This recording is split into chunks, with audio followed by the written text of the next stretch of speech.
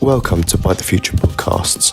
Byte the Future is a podcast channel from Jenrick, dedicated to how technology is influencing our lives today and tomorrow. In this episode, we have the privilege of interviewing Christine Ashton, SAP's Global CDO in the Digital Office, ERP Cloud. Christine has consistently held executive-level global CIO, CTO, SVP digital roles, delivering strategic transformation to simplify and diverse major companies. She has also had the extensive NED and advisory board experience and is currently an INED for NPSO, overseeing the delivery of an innovative new payments architecture to support the growing UK economy. Prior to her role, she was a Global SVP Technology at Thomson Reuters and held key positions at BP, ultimately Chief Information Manager, running some of the world's largest business processes and technology infrastructures and creating some industry firsts, such as the first ever carbon trade. Christine is consistently ranked in the Chief Information Officer CIO 100 and amongst the top 50 most influential women in UK information technology. She is a leader experienced at creating a positive cultural environment to support sustainable innovative at scale as a platform to deliver resilient strategic growth. You can also download this podcast from iTunes and follow our channel for further podcasts. Here is Christine chatting to our very own Jenrick IT Managing Director, Philip Fantham. Thank you, Christine. Thanks for firstly agreeing to record this podcast with us, but also for agreeing to be a guest speaker at Byte the Future Live on June the 7th. Very much looking forward to that. Some of the things we want to discuss today are leadership, the future of, the challenges and disruption that we're facing in the near future, and maybe a little bit further out as well. So I suppose the first question thinking about that is, how do you think leadership will change within maybe the next 5 to 10 years? Everybody always says in IT, like the next set of changes are 10 years away, because people often really don't like to predict very short term. And, one of the things I think we've got to start doing with IT and tech is to start predicting really short term. And I think if you look historically at how IT's been managed, it's tended to be managed very siloed, in a siloed way. And a lot of companies have tended to follow the stack model is what I always call it, of how you even structure IT. So, you'd have the database team, the networks team, and all the rest of it. And I think what's happening is, as technology is changing and getting better, and you're getting more things that are automated, it's automating IT as well. So I think that, just over the next few years, we're going to see rapid changes, because a lot of our work we used to do, database administrators, network analysts, all of these types of things, those sorts of jobs at the real execution level, I don't think will exist. A lot of them don't exist now, but I think, they really won't exist. Definitely in 10 years' time, but even in the next couple, And, I think what we've got to probably work hard at as IT management, tech managers, is really working out what are the skills adjacencies that we need to be thinking about, how we have people with those sorts of skills planning for and moving into over the next couple of years, And I think it's going to be really key that we actually start to stand back from what we're doing in IT and start to take much more of a system view of the world, not system view of the world, and actually starting to be much more predictive about the services that we're delivering. And, increasingly companies and lines of business are just buying software as a service or anything because of the service on. Well, it used to be credit cards, I'm sure it's not now. But, they are buying it. So we have to sort of say, well, what does that mean about how IT adds value over the next few years? And I think if you were to think, 10 years out, because thinking further out always gives you an insight into what it would be like just in 3 years' time. But I think 10 years' time, then, IT has got to really be thinking about how do we plan for the next disruption, because at the moment we think about disruptions on a timeline of maybe 3 to 5 years and by industry, but I kind of think in 10 years' time that will just be the way life is. Things are disrupted every day, things are changing all the time, and if you're living in that sort of world, then what does your IT become and what does it look like? And what are the things that you really need to worry about and which ones don't you? And, people talk about autonomousness. And if we pick on the cars just for a minute, If I told you just to do a trial of autonomous cars, you're looking at having 8 to 12 petabytes of data available in real time, in the moment. Then you kind of say to yourself, well, what does that say about what we need to be doing, thinking and planning in IT, if that's the trajectory? When you talk about next disruption, what kind of things would you be thinking about? Well, I'll give you an example. And if I look at the way companies are thinking about just managing their assets these days, historically, people have gone and visited the assets. When I worked in the water industry, it was a day out going visiting all the service reservoirs and doing interesting things. But now, if we can technologically equip these assets to start looking after themselves and think about their own condition monitoring and all of that sort of stuff, and if we can now start to have these assets be able to detect their own faults, and if they're super clever, and they can know exactly what sort of fault it is and who to call, so if it's electrical fault or if it's a capacity fault or if it's just a complete breakdown fault, they know what type of engineers to call out. So if you had a pump or some sort of kit somewhere, and it could know, right, this is the type of engineer I need to call out. Or if you had something like a large, we were talking earlier about the retail sector, freezers, freezers that supply big supermarkets. And if those types of assets could calculate what's the loss I'm going to suffer as a result of being out. If it's food, I can work out how much food's going to be spoiled. I can work out not only how much food's going to be spoiled, but maybe I can also work out, are there some customers close by that actually, rather than the food be spoiled, we could send it to them, or a food bank or a charity or a hospital or whatever. And while the engineer's coming and fixing these assets, be it a pump or a freezer or whatever, the asset can work out what time it's going to be back in service. It can also work out, potentially, have I been fixed and am I happy with that fix? And then, if that wasn't all good enough, it could authorise the payment of the bill. So, the bill to fix it is, £500. And instead of the bill going to a human, the bill goes to the freezer and says to the freezer or the pump, are you happy for us to pay this bill? And it says, yeah, I'm in production.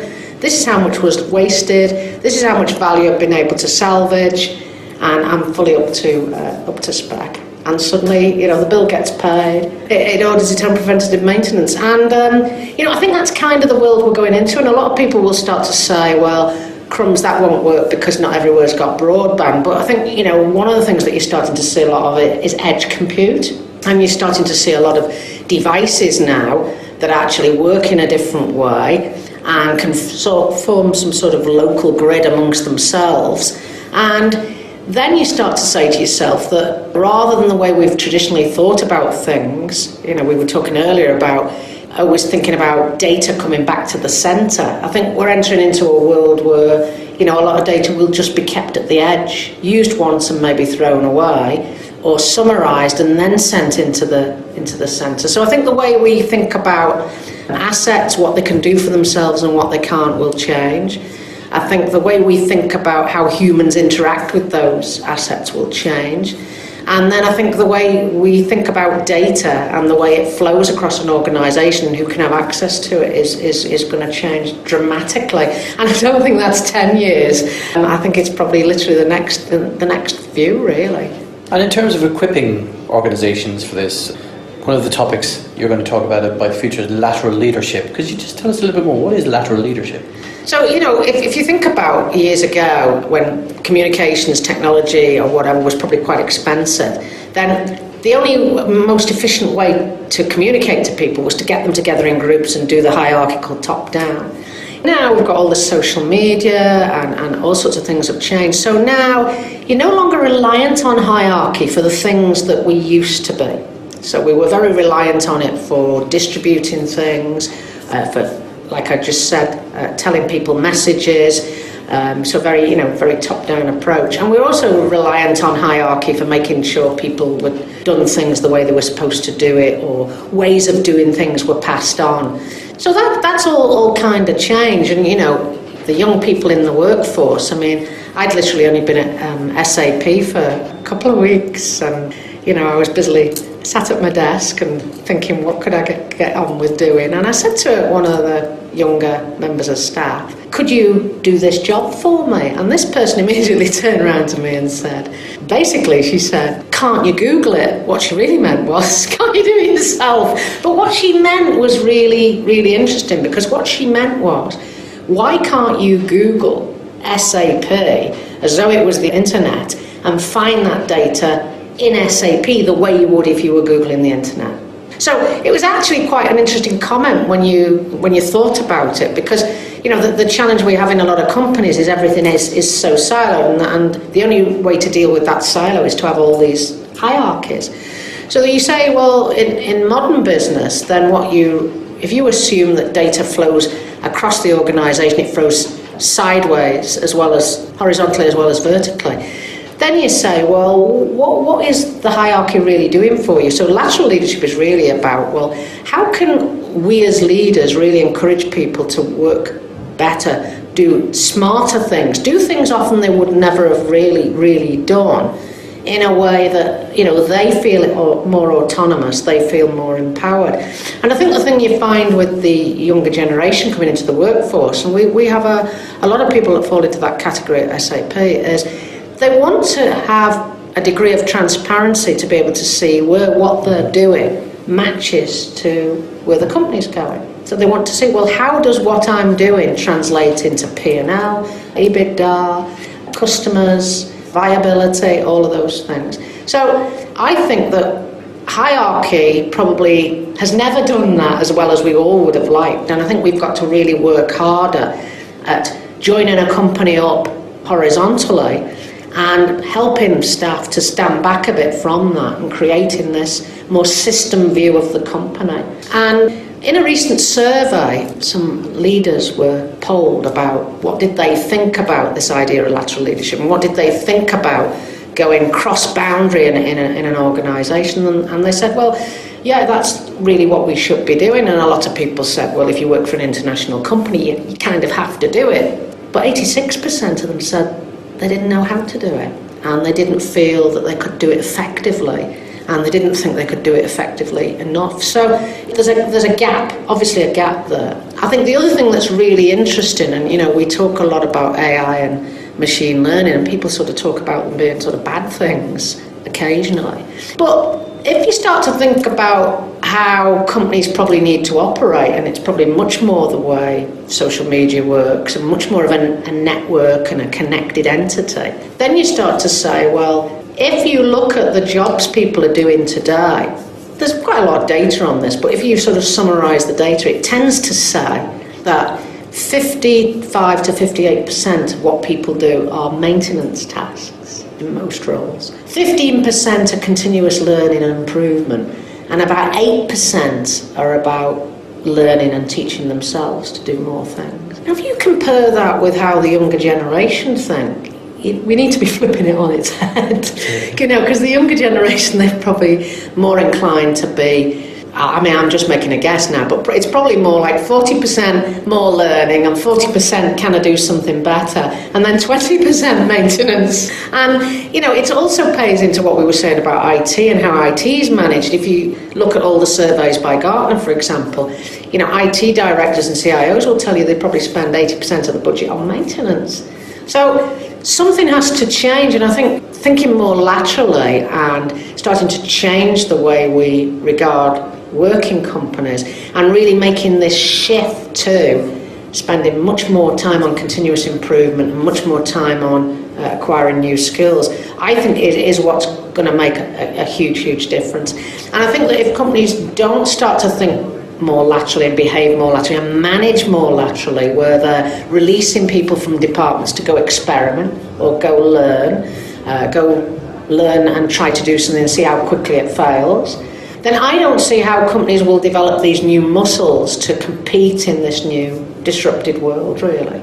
Because, as we were saying before, learning how to do business in a different way, maybe learning how to do business when you've always been a B2B company, learning how to do it B to the customer, learning how to work in a marketplace and work with an ecosystem of providers. So, unless we start to think more laterally, think more collaboratively, and think more like a business network, then it's not really clear to me how companies will compete. And in terms of the lateral leadership and in terms of next generation post-disruption in business, do you think AI and machine learning can help us, or how will it affect how we run and lead our businesses?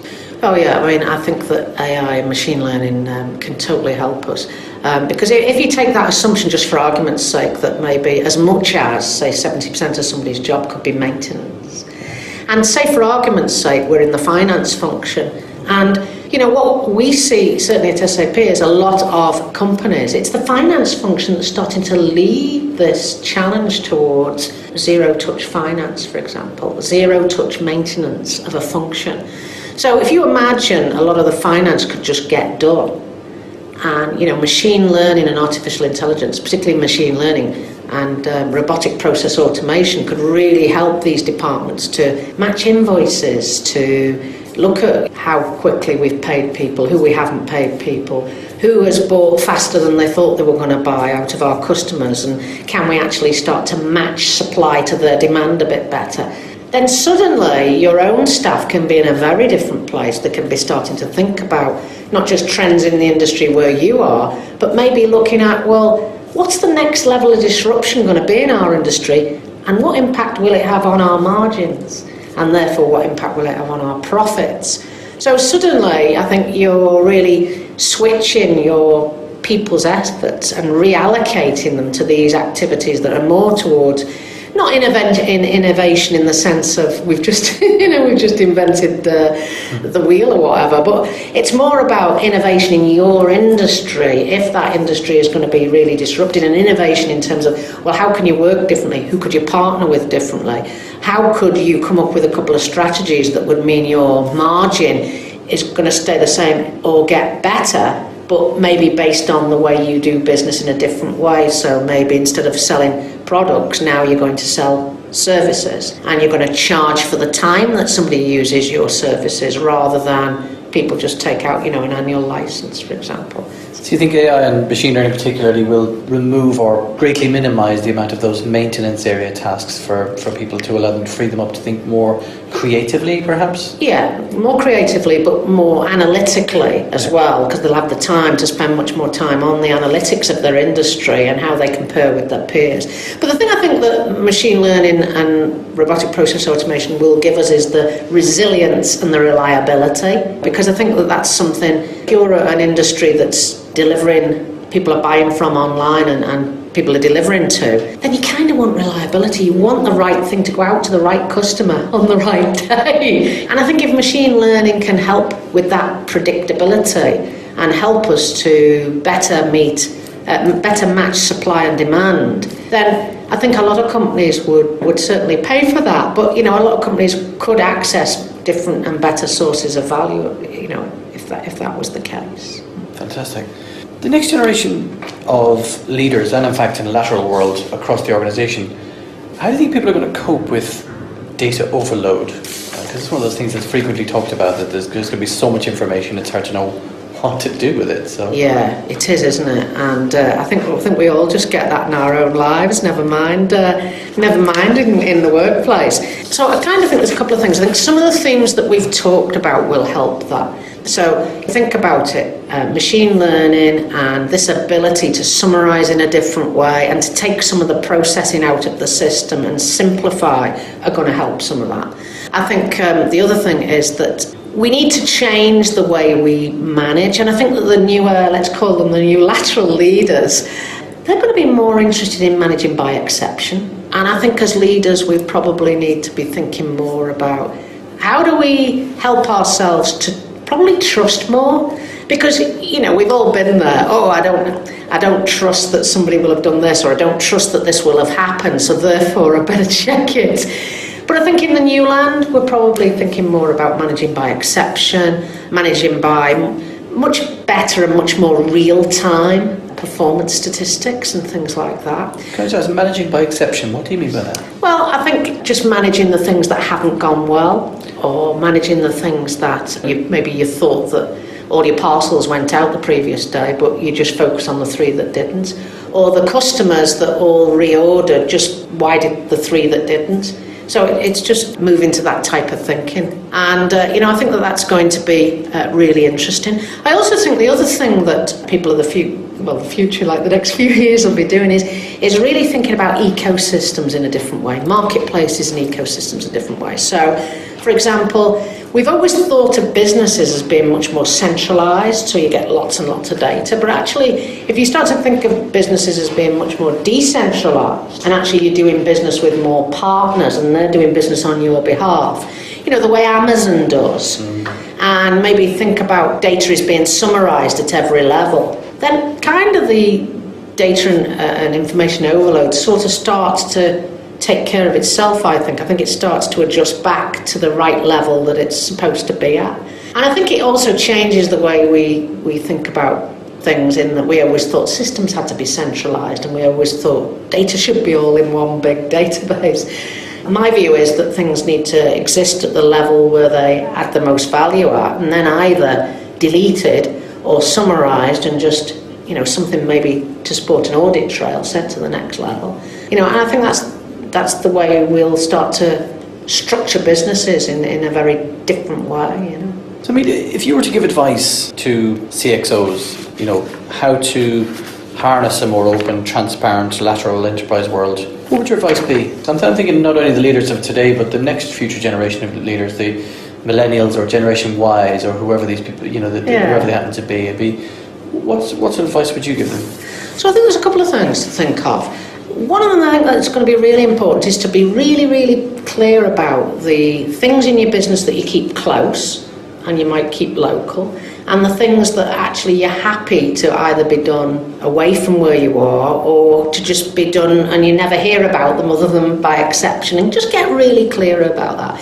Because I think what that enables you to do is sort of liberates you in a way, because if you can be clear about that, you can also be clear about the data you need close and the data you can have sort of more remote, and the same with the systems. And I think, the thing that it then starts to open up is, well, actually, maybe I don't need to maintain my own systems to do X, Y, Z anymore. Maybe it is okay for me to just buy them in as a service. And if you take that to the next level, it's also about being clear about not only which things you can keep close and not so close, but also which things can you standardise and commoditise.